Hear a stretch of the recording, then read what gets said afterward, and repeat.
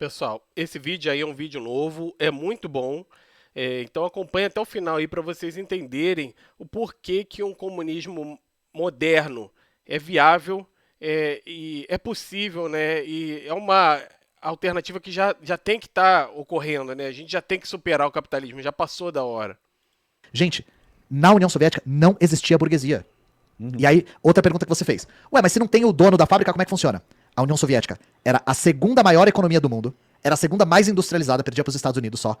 Não existia burguesia na União Soviética. Então, essa parte daí já é extremamente importante, né? Porque o que os liberais, os ANCAPs, todo esse grupo aí, os conservadores colocam é que você precisa dos empreendedores, dessa figura aí, né? Toda essa ilusão que a gente tem quanto a isso, né? A sociedade tem muito isso. Eu vejo isso o tempo todo quando eu converso com as pessoas. As pessoas acham mesmo, devido a toda a massificação da mídia e desses Olavo, desse pessoal todo aí que tem muita visibilidade, eles colocam mesmo que o empreendedor é que move a economia e não o trabalhador. E aí a gente vai ver por que que no comunismo empresarial de mercado, que é a forma de comunismo mais moderna, a gente não precisa da figura do empreendedor, né? O Estado pode financiar a criação das empresas, empresas públicas, só que são empresas, nesse molde dessa teoria, são empresas muito mais eficientes do que as empresas capitalistas. Eu vou explicar o porquê nesse vídeo ainda. Não existia. Ou era propriedade cooperativa, ou era propriedade estatal. Não existia um indivíduo, um punhado de indivíduos que detinham a propriedade privada dos meios de produção. Porque a União Soviética defendia que meio de produção não pode ser mercadoria. Uhum. Meio de produção tem que ser posse, tem que ser utilizado para usufruto de quem trabalha nele. E aí eu te dou um exemplo. Como é que funciona as coisas sem patrão? Tem um exemplo no Brasil, que é um exemplo que eu sempre dou, que é o da Flasco. Não sei se você já viu essa fábrica, Emílio. Uhum. Já vi sim, já conheço o Então, exemplo. esse é um exemplo bom porque ele é muito próximo, ele é contemporâneo e é no nosso país. O que aconteceu? Uhum. A Flasco era uma fábrica de barris de plástico, assim. E ela faliu. Os Uhum. proprietários lá não gerenciaram direito, ela faliu. E aí ela foi abandonada. E os trabalhadores ocuparam a fábrica, começaram a autogerir essa fábrica, recuperaram a fábrica. E qual foi a primeira coisa que eles fizeram? Diminuição da jornada de trabalho sem redução Sim, salarial. é isso aí. Gente, a extração de valor por parte da burguesia é tão gigantesca que se ela fosse vertida para a qualidade de vida dos trabalhadores, a gente tinha um salto de qualidade imenso. Uhum. Então, justamente, é porque o empresário extrai todo o lucro para ele ter seus privilégios, é que o trabalhador não pode ficar com essa parcela do lucro e aí não melhora de vida. De fato, poderia-se inclusive reduzir jornada de trabalho. Mas aí o modelo que o Ian tá propondo aí, modelos que ele vai falar durante esse vídeo de cooperativa, eu ainda vou explicar o porquê esse modelo não é tão eficiente quanto o do comunismo empresarial de mercado, que é o comunismo mais moderno. Vocês vão entender por que, que esse comunismo mais moderno é mais eficiente do que esse soviético. Inclusive, o modelo soviético foi útil, como ele falou, cresceu, a economia cresceu, ficou como a segunda potência do mundo, tinha uma produtividade alta, porém levou a ter uma série de problemas. Então, assim, o capitalismo em um determinado momento superou. Eu vou explicar ainda o porquê, mas isso daí é fácil de entender. Tem uma lógica por trás disso. Então, assim, a empresa capitalista, quando ela está extraindo o lucro, ela tem mais dinheiro para investir na empresa, então ela tem como crescer mais. E a empresa, uma cooperativa que está distribuindo toda a riqueza para os outros empregados, ela tem mais dificuldade de investir. Então, existem vários problemas aí no sistema de cooperativa e no modelo soviético. Porém, no comunismo empresarial de mercado, não. As empresas, elas têm os administradores de mercado, então são os melhores administradores e eles podem manter esse sistema de dar lucros, só que o lucro é revertido para a própria empresa, ele retorna para a empresa, então ele aumenta o investimento da empresa, então são empresas mais eficientes do que a empresa capitalista, porque elas são iguais à capitalista, só que elas reinvestem todo o lucro, enquanto na capitalista o lucro vai para o dono. Então, assim, como ela é superior à empresa capitalista, nesse modelo, a, do comunismo empresarial de mercado é um modelo que pode fazer uma revolução pacífica. Podemos criar as empresas públicas e elas vão superar as empresas capitalistas. Assim, nós conseguimos transformar a economia, fazer uma economia mais moderna, uma economia onde o capital pertence a todos, são empresas públicas e empresas super eficientes. Então não vai ter o problema de parar o crescimento econômico, um problema que teve na União Soviética de parar a inovação, isso que vocês podem ler, por exemplo, no Schumpeter, que fala sobre a destruição criativa. Se você tem empresas que não concorrem e não vão à falência, você acaba não conseguindo criar novas inovações. No comunismo empresarial de mercado, nós temos empresas no mercado competindo, inclusive com as capitalistas e superando as capitalistas. Assim, nós conseguimos fazer com que a destruição criativa permita que as empresas ineficientes entrem em falência e deem lugar para as empresas eficientes. As mais eficientes vão superar e vão crescer. E assim o Estado continua investindo. É mais fácil ser um país que investe muito. E vamos lá, vamos continuar o vídeo aí, porque tá muito interessante esse vídeo. Essa fábrica, que é uma fábrica pequena, conseguiu fazer isso em pouquíssimo tempo. E aí, só, novamente, tem um documentário sobre isso no YouTube, que é Flascou com K, né? E como é que funciona? A fábrica é gerida pelos trabalhadores. Não existe ninguém que entenda melhor do funcionamento de uma fábrica do que quem trabalha nela todo dia. O burguês, ele não faz a menor ideia de como funciona o derretimento do plástico. O molde de aço, que ele não faz a menor ideia, sabe? Ele bota o capital dele e manda a gente que entende do assunto fazer por ele. Os trabalhadores que estão todos os dias lá entendem do que estão fazendo. E eles são as melhores pessoas para gerir o que eles estão fazendo. Na União Soviética tinha isso direto. As pessoas... Esse aí é um dos problemas do modelo soviético e do modelo de socialismo que tem sido empregados. E que nós também temos que superar. Tanto temos que superar o capitalismo como esses modelos que estão ultrapassados. Os trabalhadores, quando eles estão em um modelo de cooperativa, por exemplo, que é uma dúvida que as pessoas têm quando vêm me perguntar sobre isso. Então, essa é a questão. O modelo de cooperativa, onde todos os trabalhadores têm voz, ele não leva a um modelo tão eficiente como quando você tem um administrador de mercado administrando. Porque o administrador de mercado, ele vai se especializar em fazer a empresa crescer. O trabalhador, ele vai ter outra visão, ele vai querer aumentar a renda dele, vai querer diminuir a hora dele trabalhada, vai querer que a empresa pague um monte de coisas para a família dele, dê um monte de benefício. Isso torna a empresa mais ineficiente em comparação com o capitalismo, com a empresa capitalista. Ou seja, se você emprega esse modelo, você vai chegar naquele colapso da União Soviética e da China e de todos os modelos socialistas que foram tentados nesse socialismo ultrapassado. Você vai fazer com que as empresas sejam ineficientes comparado com a capitalista. Então, no final de contas, os países capitalistas vão crescer muito e os países socialistas vão travar o seu crescimento em um determinado momento. A União Soviética conseguiu crescer muito porque ela investiu na indústria pesada. E aí ela conseguiu dar um salto. Porém, quando a economia teve uma nova revolução, que foi a do setor de serviços, as economias se tornaram mais complexas, a União Soviética se mostrou ineficiente. Não tinha destruição criativa, se mostrou ineficiente para poder gerar inovações.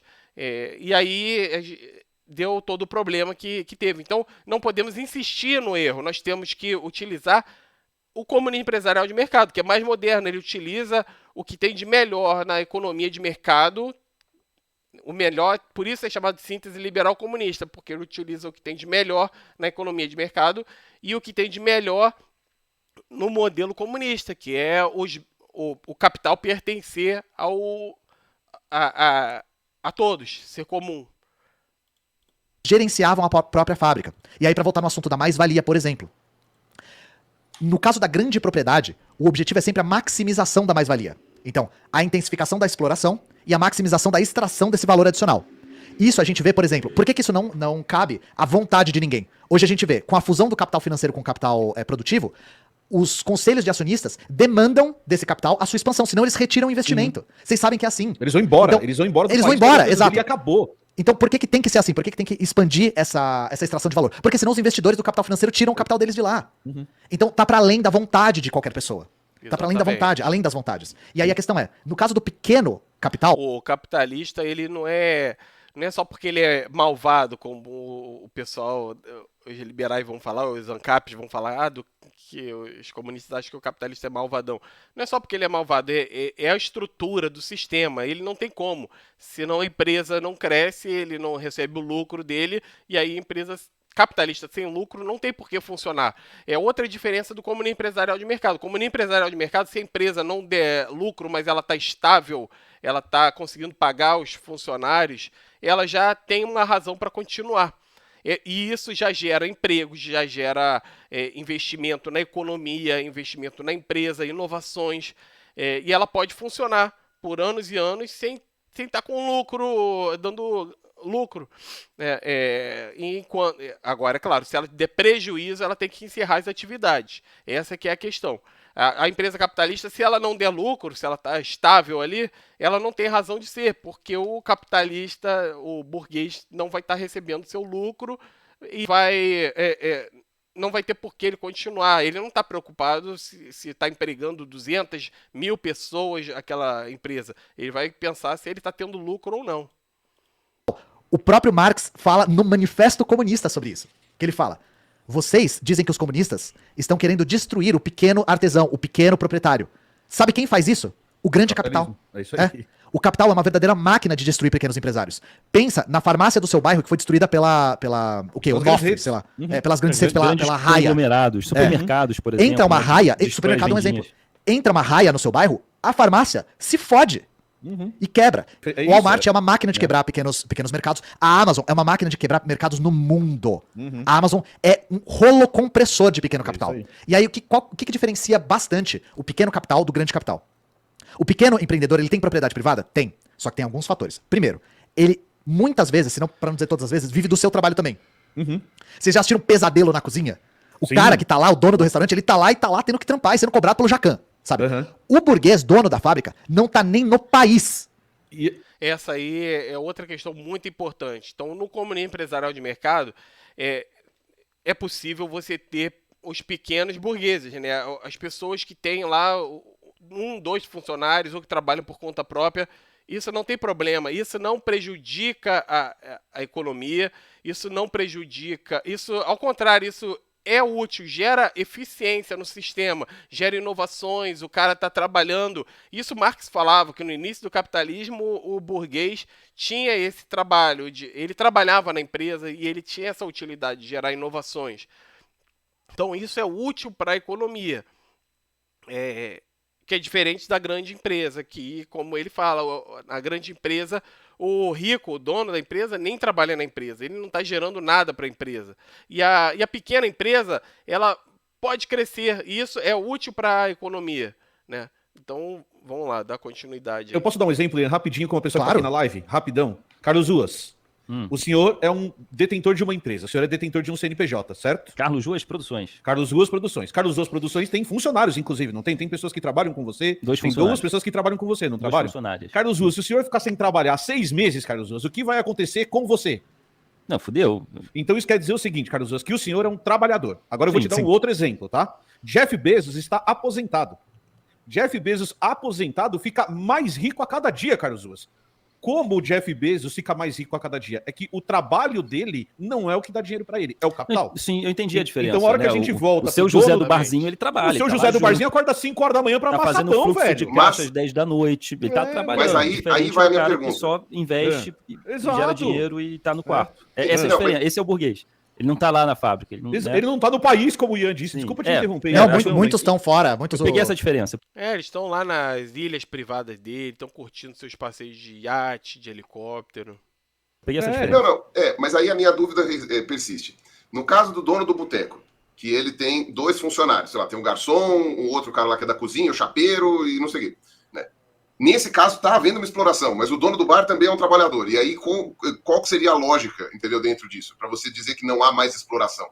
Porque aí, sei lá, todo mundo vira sócio da empresa? Porque aí fica uma coisa... Não pode... Essa aí é uma pergunta pertinente. Essa é que é a grande questão, que é a chave que os comunistas ortodoxos, socialistas, tudo que defendem, leninistas, stalinistas, maoístas, que precisam entender essa questão. Porque a crítica do Marx é muito boa. O grande problema é o capital privado das grandes empresas, né, o burguês. Mas o grande problema é como se organizar para manter o sistema eficiente, para manter a economia crescendo, os empregos, tudo isso. Como que vai se organizar isso aí? Isso é que o comunismo empresarial de mercado resolve melhor do que o sistema soviético, do que o modelo do maoísmo, do que o modelo cubano. Essa é que é a grande questão. Vou até falar mais sobre isso mais à frente. É capaz do vídeo ficar um pouquinho grande, mas é muito importante. Então fique com a gente aí. Ser considerada a mesma exploração do que o burguês. Não é a mesma, não é a mesma. Não é, mas eu tô perguntando por lógica, entendeu? Então, por o nome dessa todo mundo vira sócio, a gente chama de propriedade cooperativa. E já existiu em vários países do mundo. Bem, mas então aí o dono do bar não é o dono do bar. Não tem dono. Não tem dono. Tem um trabalhador que gere o bar, tem um gerente do bar. Tem um gerente que faz o trabalho de gestão. Mas todos os trabalhadores são proprietários, digamos assim, daquele negócio. Exato. Porque todos eles trabalham. E aí, qual que é a questão? Em propriedades cooperativas, você ganha de acordo com o seu trabalho. Exatamente. E não o salário. Você ganha de acordo... E isso foi assim na União Soviética. Porque, por exemplo, uma das coisas que eles fizeram foi transformar a pequena propriedade camponesa na União Soviética em grandes cooperativas de trabalhadores rurais. Isso foi o que a gente chama de coletivização da terra. Nas grandes propriedades coletivas, você ganhava de acordo com o seu trabalho. Oi meninas, tudo bem com vocês? Espero muito que sim. E olha só, hoje eu vim trazer pra vocês uma dica maravilhosa. Então vocês imaginam, gente, e no quem capitalismo... definia isso? Tipo, o pessoal juntava e falava, o Yuri ali, ele não trabalhou, não fez porra nenhuma, ficou dormindo. Sim. Então tira o dinheiro dele, é isso? Sim. A cooperativa aqui em Paulínia funciona assim, a cooperativa como que, mas Então vocês vão ver que o Pirula aí, ele é perspicaz. Ele percebeu qual é o problema. como que você calcula esse tipo de coisa? Quem mede? Quem não dá pra fazendo menos, quem tá fazendo mais. Os próprios trabalhadores. Então, isso aí é que não é eficiente. Não dá para você colocar os trabalhadores... no livro do Comunismo Empresarial de Mercado tem uma crítica sobre isso. O sistema de cooperativas ele não é tão eficiente, nem quanto o capitalista, muito menos quanto o do comunismo empresarial de mercado. Porque o sistema de cooperativas vai gerar um monte de problemas, de distorções, porque a empresa vai estar trabalhando, como eu falei, para os interesses do cara que está trabalhando, só que não é o interesse da empresa.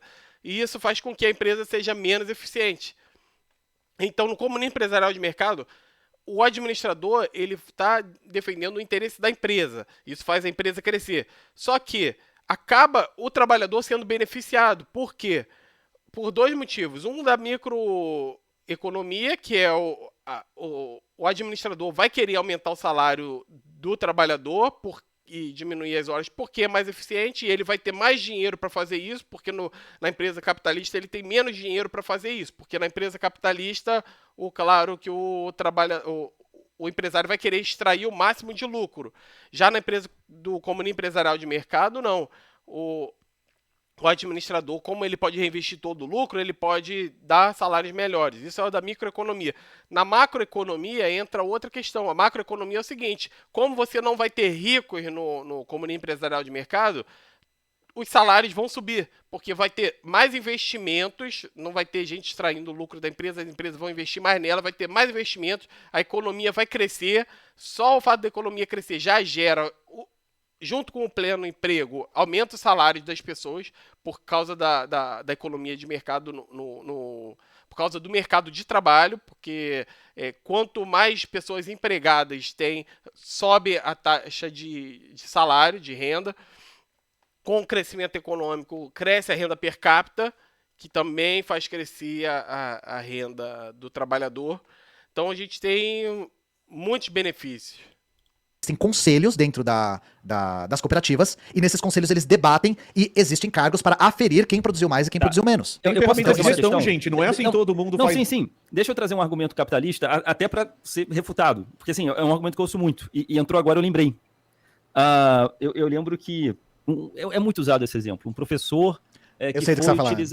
Aí já pegou. Então vai lá. O professor que foi dar um exemplo de, tipo isso, uma sociedade cooperativa e mostrando que não funcionava. Então, assim, eu vou distribuir a nota para a turma inteira. E aí o aluno que tirou A, que se esforçou para tirar A, e teve o aluno que tirou F. Mas aí o aluno que se esforçou que tiraria um A, tirou um C, porque é a média para a turma toda. O professor dava uma média. Aí o aluno que tirou A falou, não vou me esforçar mais no mês que vem, porque se eu me esforço, o outro cara não faz nada, eu tiro C. E aí a coisa vai diminuindo, e aí não funciona, e aí chega no equilíbrio que ninguém está se importando em fazer nada, porque o de cima está insatisfeito, o de baixo também. Esse é um exemplo clássico para falar que isso não Mas funciona. eu acho que isso vale para hoje. Posso dar um exemplo Isso vale histórico? para hoje. A galera não está afim de Pode. fazer além do que está sendo pago, porque não tem reconhecimento. Não, de fato, isso é real. Então, é claro que é algo que chamam de tragédia dos comuns, né? Se você dá todo mundo a mesma coisa, quem trabalha mais vai se ficar desmotivado e, né, e os outros vão querer, todo mundo vai querer trabalhar menos, né? Uma média para todo mundo, o cara não vai querer se esforçar muito, porque, se eu vou ganhar um meio, não vou ganhar porque eu tô me esforçando mais, então por que me esforçar mais? Uhum. Então, e vamos aí, lá. Detona, né? Primeiro de tudo, se tem um sistema econômico que estimula as pessoas a trabalharem o mínimo possível, é o capitalismo. Porque vocês que ganham salário, que estão assistindo a gente, sabem que se vocês trabalharem mais do que o necessário, a única coisa que vocês vão acumular é tarefa pra fazer, tá? Exatamente. Não ofereça ajuda, senão alguém pode aceitar. Vão achar que você faz aquilo também, você tomou, porque agora você vai fazer aquilo você também. Se fudeu. Esse é um dos motivos que o capitalismo acabou com a meritocracia. Né? Então, assim, a meritocracia que poderia existir lá, quando Marx fala lá do início da burguesia, que o cara que trabalhasse mais, ele ganhava mais. Hoje em dia não tem mais. O cara nasce rico, né? Ele não precisa trabalhar e ele ganha muito dinheiro porque ele já tem dinheiro e o dinheiro vem mais dinheiro. O dinheiro aproxima mais dinheiro. E o cara que é trabalhador, ele é muito difícil ele ascender. Tem como ele ascender, mas é muito difícil. Se ele só trabalha mais na empresa, ele só vai trabalhar mais, ele não vai ganhar mais. É muito difícil. E no comunismo empresarial de mercado, a meritocracia retorna, porque não vai ter o rico para explorar, e aí você vai poder pagar melhor para funcionário que é mais produtivo. Se você oferece ajuda, assim, então se tem um sistema econômico que estimula o mínimo trabalho possível, né, é o capitalismo. E aí vamos dar um exemplo histórico. A União Soviética se formou em 1922 e a União Soviética tinha um problema muito grave de abastecimento de grãos. Por quê? Porque a União Soviética vinha de países que eram semifeudais, porque era uma união de repúblicas, né? Eram países semifeudais. E a União Soviética, assim que ela se formou, ela tinha acabado de sair de uma bruta guerra civil. Ela tinha sido invadida pelo Japão, pela Polônia, pela França, pela Inglaterra, pela Alemanha. Então, assim, isso destruiu o pouco que eles já tinham de infraestrutura para subsistência, principalmente da expansão industrial que eles estavam fazendo. E aí, o que acontece? Começa um projeto de coletivização do campo. O que eles fazem? A propriedade grande coletiva é muito mais produtiva do que as várias pequenas propriedades de camponeses familiares. Então, o que os soviéticos fazem? Nós temos que coletivizar o campo para aumentar a produtividade, para trazer esses grãos para a cidade, para conseguir industrializar o país, né? Porque eles sabiam que eles iam ser invadidos cedo ou tarde, já tinham sido e depois foram pelos nazistas, inclusive, né? Em 41. E aí, o que eles fazem? Eles falam, a gente tem que convencer os camponeses a coletivizarem. Porque assim, o cara, ele tá trabalhando há gerações na pequena propriedade, produzindo trigo lá, sozinho. E aí você fala assim, vem pra uma propriedade que tem 200 pessoas gerindo uma puta fazenda. E aí muitas pessoas eram resistentes. O que eles fizeram? Eles faziam propriedades cooperativas que eles chamavam de kolkhozes, né? Tanto que aquela estátua de uma mulher segurando a foice é uma kolkhoziana. Ela é a figura da pessoa da propriedade coletiva. Eles construíam kolkhozes e faziam propriedades coletivas perto de fazendas e convidavam os camponeses a visitar o kolkhoz pra ver o quão mais produtivo era e como era melhor pra todo mundo. Porque era mesmo. Todo mundo junto consegue produzir muito mais. E melhora a vida de todo mundo. E aí, quando eles começaram a fazer esse processo, alguns camponeses não tinham experiência em como gerir uma cooperativa. Então rolou exatamente o que aconteceu nesse exemplo fictício que nunca existiu e que não tem nada a ver com socialismo. Eles, no lugar de pagar por trabalho, pagavam por cabeça. E aí o que aconteceu? Alguns, né? Porque de camponeses que não tinham experiência em como gerir uma cooperativa, não sabiam o que estavam fazendo, né? E aí o que aconteceu? Em cooperativas com 200 trabalhadores, eles pegavam o fruto do trabalho, jogavam no mercado, pegavam a renda e distribuíam igual. O que isso fez? Estimulou a gente a não fazer porra nenhuma. Então, o Dmitry lá ficava 10 horas arando terra, né? E o Boris ficava coçando o cu, sentado, não fazia nada, e no final do mês os dois ganhavam a mesma coisa. O partido baixa um decreto para os militantes irem e orientarem os kolkhozes a não fazerem assim. E aí é que eles começam a instituir o trabalho a remuneração por trabalho.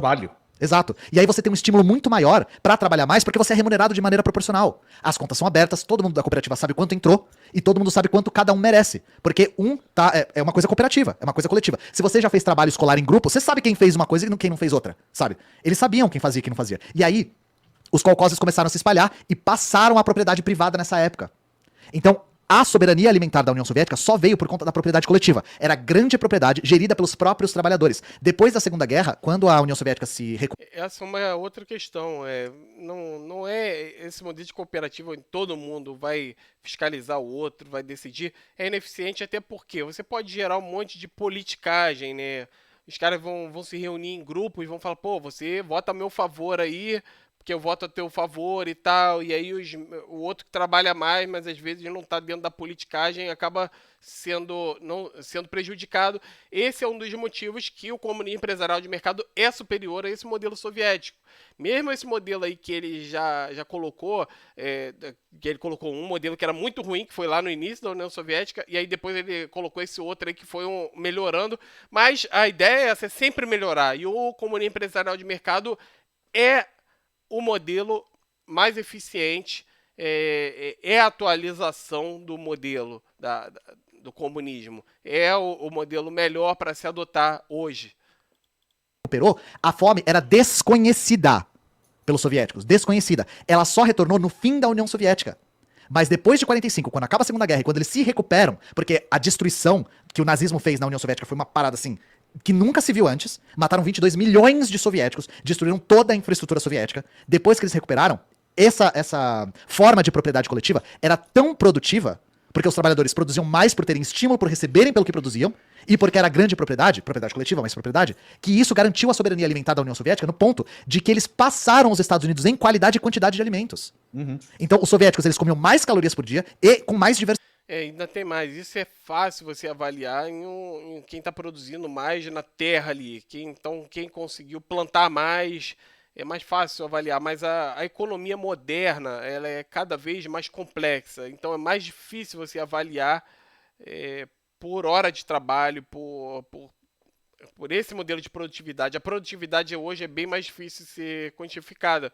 Por isso que nós temos que ter administradores profissionais de fato escolhendo qual é o salário de cada um, qual é a produtividade de cada um, porque eles vão adotar as métricas e os modelos da administração mais modernos, acadêmico, dentro do mainstream e tal, para pagar os salários. Do que os estadunidenses. É que nos Estados Unidos existe muita desigualdade, existe muita pobreza e existe muita riqueza. E aí a gente acaba naturalizando isso, né? Mas enfim, eu sei que parece uma coisa impensável, e é por isso que nós comunistas gostamos de ocupar esses espaços. As pessoas não conseguem imaginar um mundo sem patrões, só que esse mundo já existiu, e esse mundo ainda existe. Na Coreia, por exemplo, na Coreia Popular, vulgo Coreia do Norte, não existe burguesia, gente. Não existe. Em Cuba, até pouco tempo atrás, não existia burguesia, agora eles estão restaurando a pequena propriedade. Não existia. Toda a propriedade... mas não são bons exemplos, né, de produtividade, de crescimento econômico, de inovações... ou era cooperativa... Na Coreia do Norte, perdão, na Coreia do Norte não tem aqueles empresários grandes, aquele pessoal que ganha uma grana, que trabalha junto com o governo, essas coisas todas? Na Coreia não, na China que você vai ter, na Coreia na China tem. Na China tem. Então, mas eu tinha visto que na Coreia do Norte também tinha um grupo seleto que era de comerciantes que depois... Foi em algum período histórico da Coreia do Norte que eles precisaram apelar para esse pessoal, e esse pessoal acabou ganhando favores do governo e sendo favorecido, e hoje, tipo, forma, sei lá, como se fosse uma casta, uma coisa assim. Eu tinha lido alguma coisa nesse sentido. Eu não me lembro agora os nomes, vai me falhar a memória. O que tem na Coreia são zonas econômicas especiais, que aí sim o mercado funciona mais como mercado internacional. Mas a Coreia, 95% da economia é propriedade ou estatal ou cooperativa. Não existe propriedade privada lá. Inclusive a Coreia deu um passo além. Na Coreia não existem impostos e não existe propriedade de imóveis também. Todos os imóveis são de toda a população. Você não pode comprar um imóvel lá. Não pode. E não se cobra aluguel. E nem conta. Você geralmente mora perto de onde você trabalha, nos imóveis que são de toda a população, e lá você não paga aluguel, não paga contas e não paga impostos. Mas isso daí não é eficiente para um modelo de economia. Por isso que no comunismo empresarial de mercado a gente usa uma economia de mercado. A economia de mercado ela tem se mostrado o modelo mais eficiente de alocação de recursos. E de fato porque quando você começa a colocar o Estado controlando tudo, primeiro, você teria que ter um cara iluminado para decidir tudo isso, e não tem como. Você não vai ter, o cara vai cometer erros. Então, o planejamento central, ele tem uma série de problemas. E a economia de mercado soluciona esses problemas. Se você não permite o aluguel, por exemplo, você tira o incentivo do cara que quer poupar para ter uma renda maior também. O cara quer. E aí, é claro, aí tem os ricos que podem querer concentrar, podem querer ser dono de milhares de apartamentos. Aí é outro problema que o comunismo empresarial de mercado também resolve. Inclusive com a questão também mais avançada do modelo que utiliza os impostos e tudo para também controlar a classe mais rica, né? A ascensão da classe mais rica. Mas é bom que as pessoas prosperem. Gera mais impostos, gera uma economia mais dinâmica. Tá num passo além, assim, disso. Isso com um país minúsculo, fodido, bloqueado, que tem que produzir quase 100% dos seus alimentos, né? Oi. Mas Não, eu ia dar um exemplo, Ian. Uma terra Porque de a galera merda. fala muito da Coreia, a Coreia é fechada, ninguém tem informação lá, blá, blá, blá, blá, blá. O meu irmão mora na Croácia. E na Croácia, os imóveis eram propriedade do Estado. E olha que coisa legal que tinha Sim, na era a Croácia. Yugoslávia. Todo mundo tinha imóvel. Todo Sim. mundo tinha a sua unidade. Não existia gente morando na rua. Mas aí é claro que quando você tem um cara que quer construir para alugar, a tendência é que ele vai querer construir um imóvel melhor para poder conseguir uma maior renda ali, conseguir alugar mais rápido. Então essa é a vantagem da economia de mercado. Quando você quer concentrar tudo na decisão de um político ali, você gera um monte de distorções. O cara pode fazer um monte de casas ruins, porque ele não está. Você tirou o crivo do mercado. As pessoas não vão comprar porque aquela casa é boa. Né, e vão comprar, eles vão receber porque é obrigado a receber, todo mundo é obrigado a ter aquele imóvel. Então esse é outro problema desse socialismo que nós tivemos aí. E é por isso que é um modelo ultrapassado. Sim. Na Croácia. Tanto que quando o regime cai, cada pessoa recebeu a propriedade daquela unidade em que já vivia. Isso foi uma das coisas que aconteceu. Ian, isso aconteceu na Rússia também. Só começou a ter gente morando na rua na Croácia depois que o regime caiu.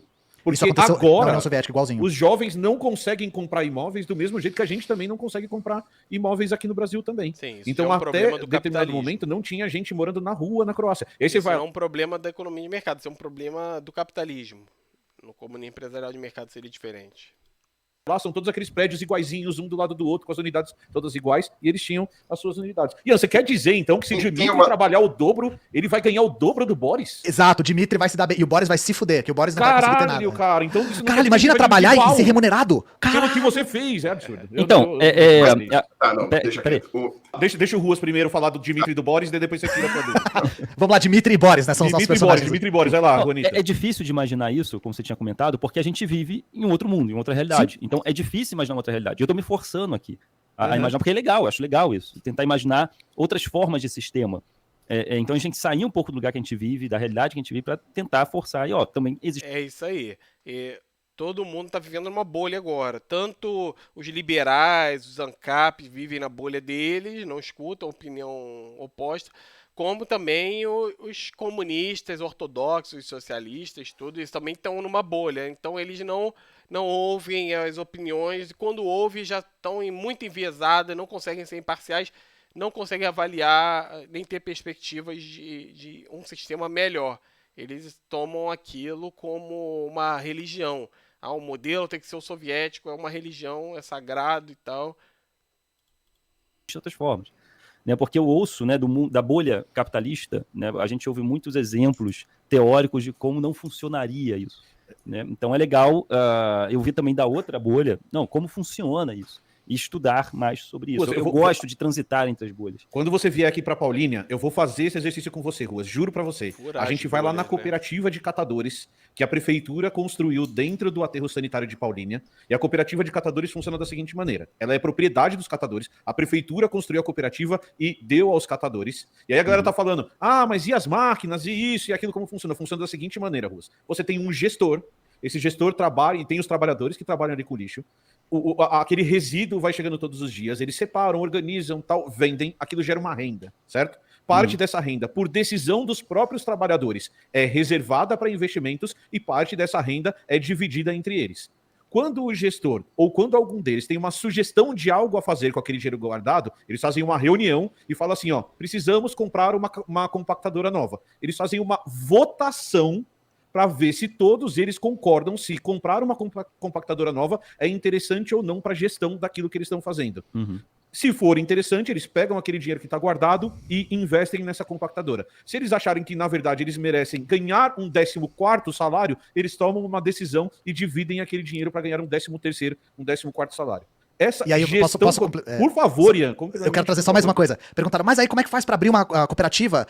Como é que faz pra comprar as máquinas? Então, da mesma maneira que se faz com a burguesia, gente. Com uma coisa chamada crédito. Exatamente. Tá? A burguesia, quando ela vai abrir o seu negócio, ela usa uma coisa chamada crédito, tá? Com bancos. E esses lugares tinham bancos estatais de investimento que forneciam crédito para essas pessoas abrirem essas cooperativas. Era assim que funcionava. Exatamente. No comunismo empresarial de mercado, a gente utiliza o crédito para manter o financiamento da empresa.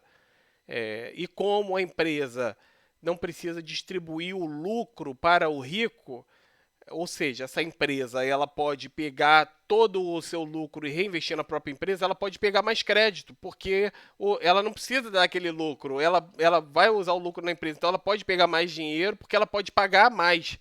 Ela pode pagar parcelas do financiamento maiores. Então, são empresas mais eficientes do que a capitalista também nisso. Porque é assim que funciona aqui também. E essa é uma das grandes inovações também do Marx. O Marx, ele diz que a burguesia é uma classe parasita. Ela não tem razão de ser, ela não precisa existir. Ela não tem nenhuma função. E aí, esses países conseguiram eliminar a burguesia e não só conseguiram ter uma economia baseada nos trabalhadores, gerenciada pelos trabalhadores, como a União Soviética deu um salto de produtividade que a humanidade nunca tinha visto, gente. Nunca. Outra coisa que o Marx diz, não só a burguesia é uma classe parasita e as nossas relações de produção capitalistas pauperizam a nossa população, como elas estão obsoletas. O que isso quer dizer? O capitalismo, gente, atravanca a nossa capacidade produtiva. A gente, como sociedade, produz menos e em menor qualidade por causa do capitalismo. Eu dou um exemplo pra vocês. A gente tá em uma geração de celulares que é 7 gerações atrás do que a gente já consegue produzir. Vocês sabem disso. Se lança no mercado tecnologia obsoleta para manter o mercado fluindo. Com televisões é a mesma coisa, com videogames é a mesma coisa. E coloca como novidade, hein, Ian? Não esquece disso. E coloca como se fosse de bom. Os caras já têm o lançamento de 2027, é isso? Exatamente. Já planejaram para 10 anos à frente, por causa do capital. Então isso atravanca a nossa capacidade produtiva. A gente poderia produzir mais, melhor, com mais qualidade, com mais acesso. Só que o que faz com que isso seja atravancado é a lógica da propriedade privada, dos meios de produção, que fique claro, né? Pra ninguém cortar isso e achar que eu tô falando da sua casa, novamente, né? Aí, só pra também falar uma coisa sobre propriedade de imóveis, né? Na União Soviética aconteceu a mesma coisa. 80% era propriedade do Estado, então você pagava um aluguel super barato, era tipo 5% de um salário, sabe? Era um negócio trivial, era 2 garrafas de vodka o aluguel, e aí quando a União Soviética se desfez, eles concederam a mesma coisa que na Iugoslávia, títulos de propriedade pra quem ocupava os imóveis. Sabe o que aconteceu? E esse é o perigo de possibilitar a transformação de propriedade pessoal em propriedade privada. O grande capital começou a avançar em cima dessas casas e comprar todas pra especular. Então é aquele carinha do Up, sabe? É o velhinho do Up, com a casinha do lado de um monte de prédio. Assim. Agora tem uma questão importante, né? Não